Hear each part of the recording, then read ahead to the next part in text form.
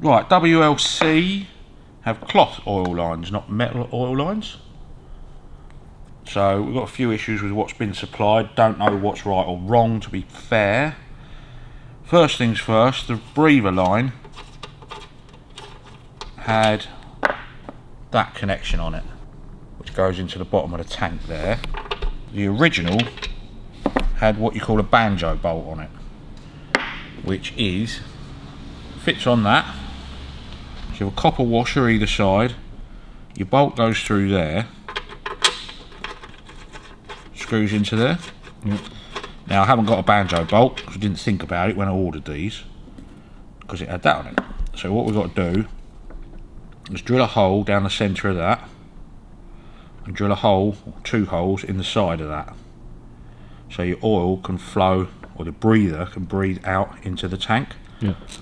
Sometimes, I mean, you would think you'd have to machine that down to give it a bit more leeway, but that'll be fine. So all we've got to do on that one is drill a hole down, drill a cross hole through there, providing you don't come through there. Copper washer either side, and that'll do that one. Yeah. Okay. So that one's quite an easy fix.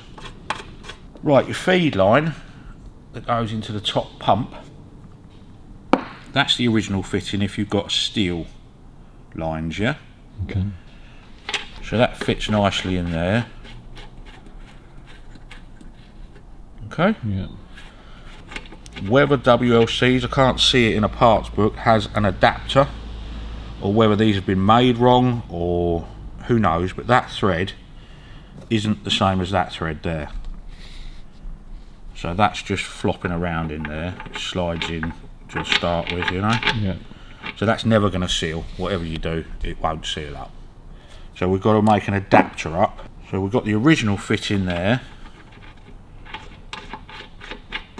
which we know goes in there. So what I can do is, that's got plenty of meat on it, so we can chop the taper off of that, try and get it in the lathe and machine that off. If not, I'll file it. And then we want to put a thread inside that fitting that's the same thread as that. Couldn't you just chop off 2 ends and weld them together? No, because one's brass and one's metal. Okay. So you can't weld brass to metal, it doesn't work. Okay. So what we've got to do is work out what thread that is.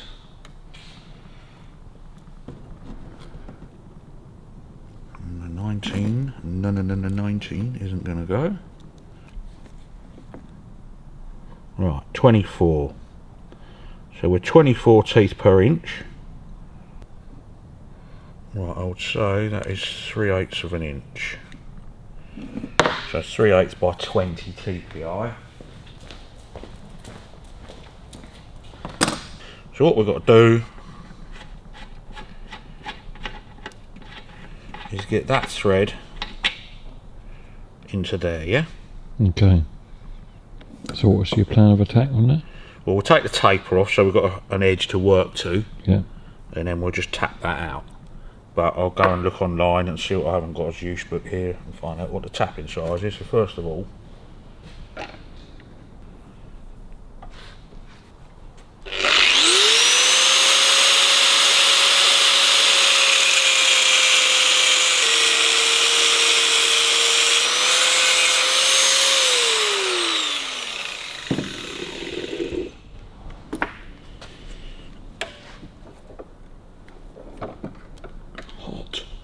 yes, if you ever want to know your correct drill size for a tap, yeah, just put in, it's 3, where's forward slash there, 3/8 UNF, 3/8 UNF tap drill size, 8.5 millimeters. Okay? yeah. So we now know we've got to put an 8.5 mil hole in it, and then that'll make our tapping easier. Put my glasses back on. 5, 6, 7, 8.5. Good lucky guess, wasn't it? First time round. So we want to drill him out to that. Get a file, take the edges off.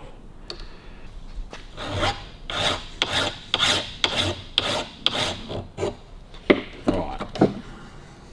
So we can only go down not very deep at all. Otherwise we're going to go through that.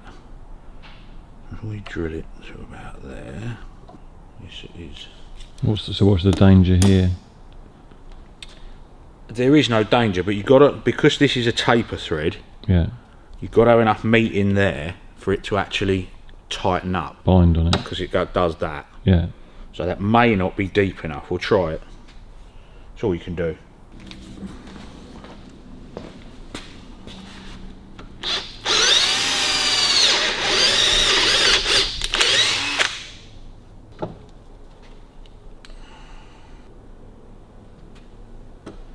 Get a little bit of sticky tape. What are you doing then? Just putting a bit of tape on it. Yeah, but you were just putting that bit of tape on that. Is it to gauge the depth of how far you want to go? Just a depth gauge roughly. Because we can't come, because that narrows down, we can't come a lot deeper. Yeah. Otherwise you'll just break the end off the fitting.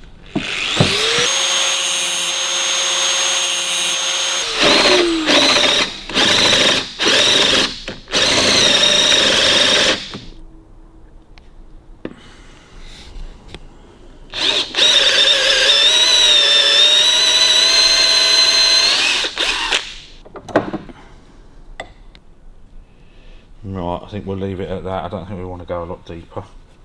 Okay, so now we can start. That's a lead tap. So you're not going to get very far on that, but it will start it, okay? Okay. Because you have 3 different types of taps normally in a set. You have a start tap, a middle tap, and then what they call a blunt tap. So whether I've got one to work or not, but you can cut the ends off of them. Yeah. Which obviously isn't the done thing, but might be some in that set over there, so we'll have a look in a minute.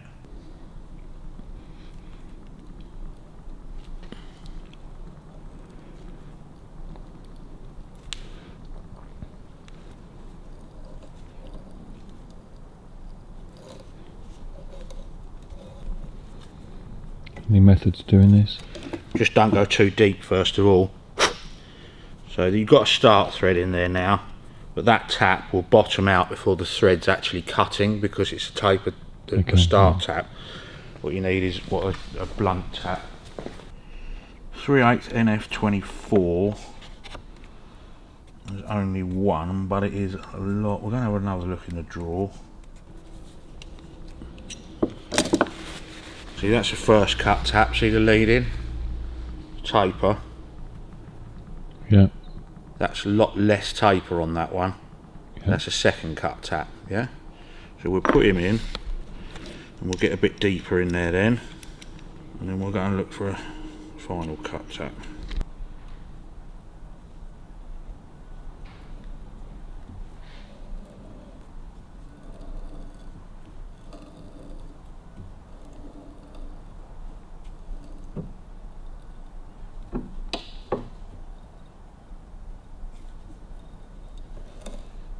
See how deep that's gone. Is there any way of gauging the depth? Just by feel, because you'll feel it bottom out, and if you keep turning it, once it's bottomed out, it will just rip the thread out. So you've got to be a bit careful. So I would say that has bottomed out, and that's as far as you're going to get with that one. So now we need a final cut tap. Whether I've got one or not, if not, I'll chop the end off of the other tap. It's a bit drastic, isn't it? Yeah, but these are all old sort of shitty taps anyway. It just gets me. These are sort of get me by ones, you know. The thing is, at the end of the day, we're not an engineering shop. Yeah. You know, if you were an engineering shop, I'd have been shot dead by now. But Yeah. Here's one I cut down earlier. Just so happens. But you've got to make sure you get it started right.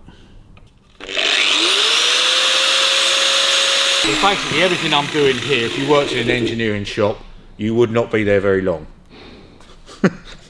They'd kick your ass clean out of there. What's that? For ruining the tools? We're just not doing it properly. Which is not a good advert, I know, but we've got to get by, so. What's the alternative? Going out and buying all the right tools for all the right job every single time? Yeah, probably you'd find a fitting for this somewhere.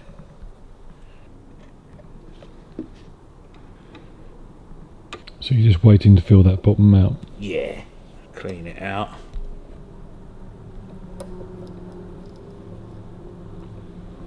And what, you just feel a bit of resistance? Yeah, there.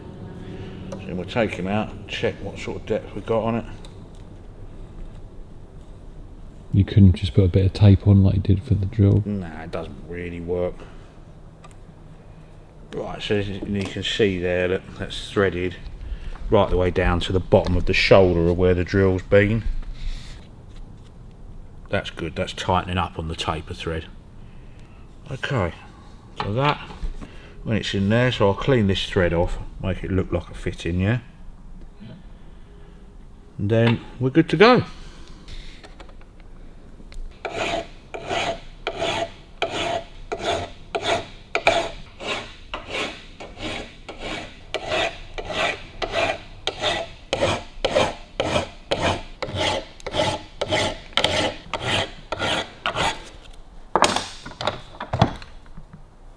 The worst of it off and then we'll sand her up.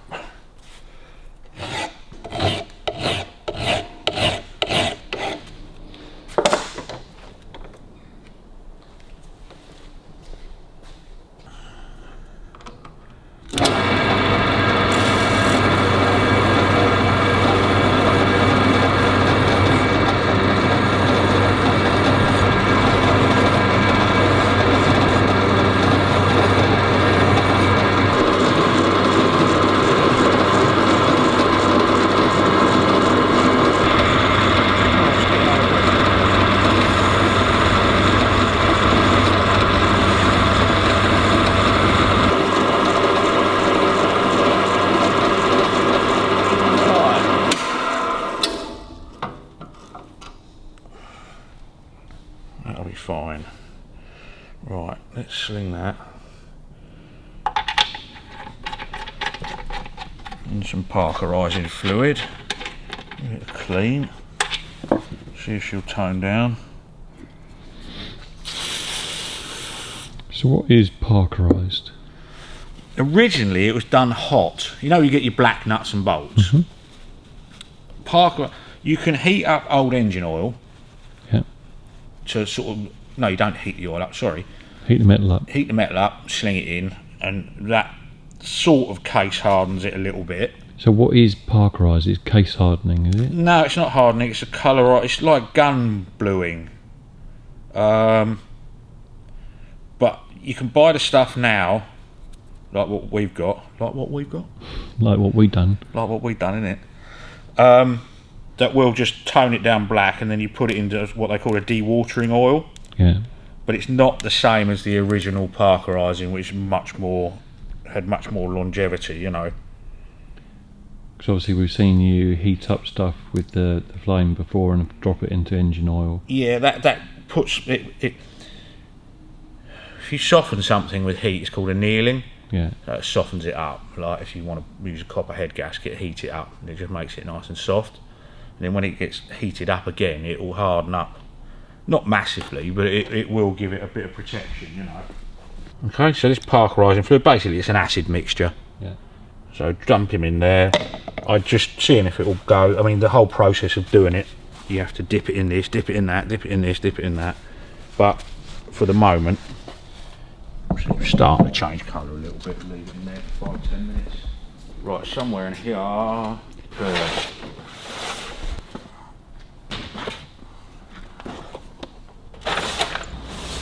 3/8 washers. I knew I had the right ones somewhere. Right, so you want your hole to be roughly in the middle of that.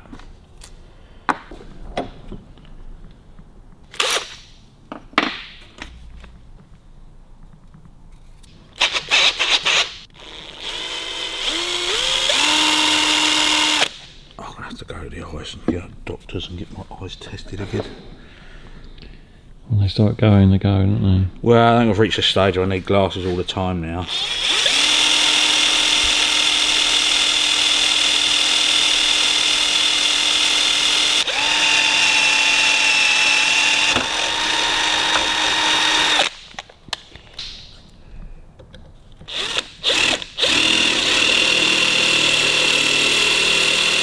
That's blunt. Jesus. Of course there is. Next thing, battery's gone. I charged them up yesterday.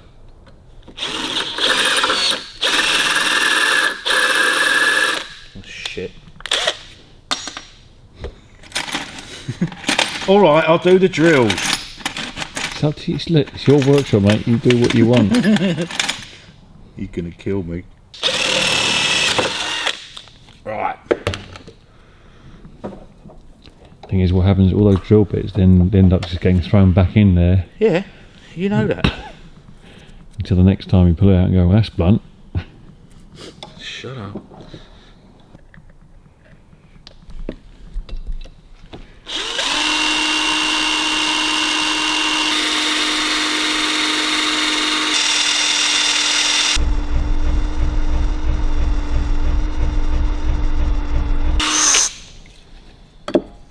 See the burr sticking through the hole where the drills come through? There's a chance that that could break free, which you obviously don't want any metal in your engine, so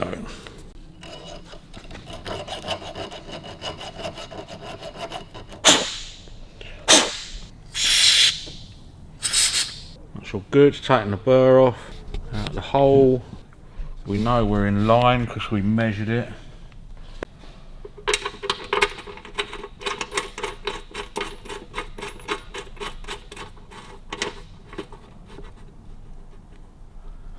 Nice. That's that one done. Right, let's go and look at our parkerising. Let's get that in there. Whack him in the oil. Right, that's good enough.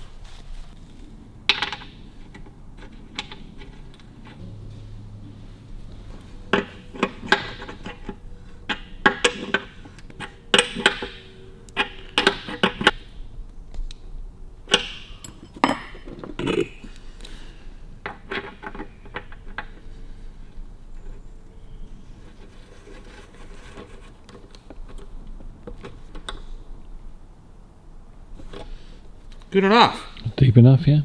Yeah, that's fine. I can feel it on the taper, so yeah. Lovely. Doesn't look out of place then if you do it black, you know. Yeah. But that is it. Whether they put the wrong ends on these, I don't think that's been tapped out, but who knows. Yeah. But you have to get over situations as they arise, don't you? That's it. So that's all good to go now.